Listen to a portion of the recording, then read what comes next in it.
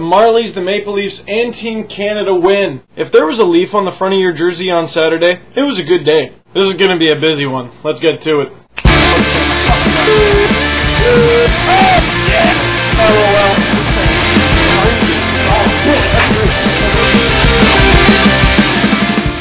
First things first, Team Canada with one of the most ridiculous comebacks in World Junior, probably hockey history. With Team Russia leading 5-4, Jordan Eberle manages to pot one and send the game into overtime. What came just before this was one of the most illogical, silly, needless plays I've ever seen in hockey. Russian player, I believe his name is Kolyukin, rather than just dump the puck out, and he had time to skate, he really did, he went for Canada's empty net and missed the blue ice completely, and because of that, iced the puck and brought it back into the Russia zone.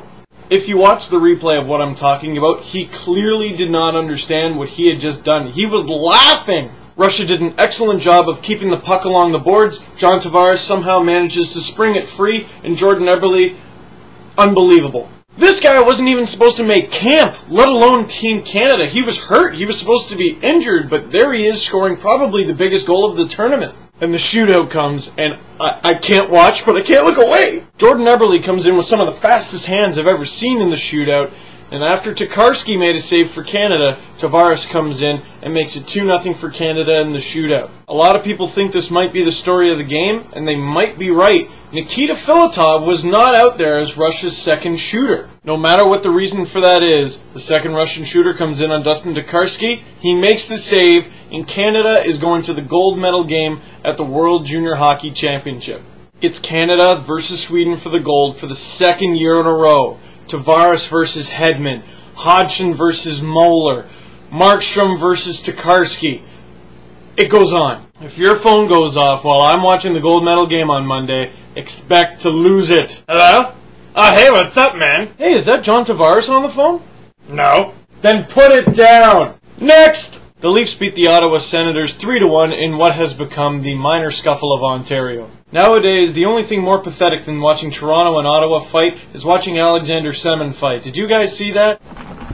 There's a big debate as to whether or not fighting should even be allowed in hockey anymore, but I think we can all agree that slap fighting should not be allowed in hockey. Penalty to number 28 on the Capitals. 5 minutes for flailing. Worst fight ever, but back to the Leaf game. Ron Wilson probably said it best when Jason Spezza delivered a slash right to the middle of the stomach of Dominic Moore. It was clearly a spear, and the refs missed it. And even though the Sens scored first, they allowed the Leafs to get 3 unanswered goals, proving why John Tavares just might stick around in Ottawa after the World Juniors. Aw, dude, I don't want my lookalike wearing a Sens jersey. Now I almost want them to start winning. And in the win, Jason Blake scored his 9th of the season. And guys, you got to admit, even though we've picked on him in the past, he's done a lot better since getting benched especially. But I think he's having a better season this year than last. While $4 million, and I don't know if I'd go that far, he's still a much better all-around player, and that means defensively, passing, than he was at the beginning of the season. And another guy we've ragged on a bit this season, Vesa Toskala, has continued his dominance on the Senators,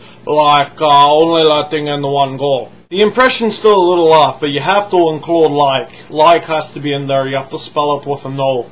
I've always spelled it with an O. And even though he didn't play a huge role in Saturday's game, Chris Newbury was in the lineup for the Leafs. Now, who broke the story that Chris Newbury was called up? Who had it hours before Sportsnet and TSN and all of those other mainstream stations? Oh, was that me? Was that just some YouTube guy? Oh, you know what? I think it was. I know in the grand scheme of things it's not a big deal, but let an internet hack have his moment, okay? And I'm going to end the video now, but I don't want to end it on a sour note, like talking about how Crosby is a baby for what he did to Brett McLean, or talking about how the All-Star game is a joke, since only 4 teams seem to be represented in the starting lineup. I want to end with this question, and I hope I get an answer from you guys. Who, at the World Junior Tournament, has impressed you the most so far?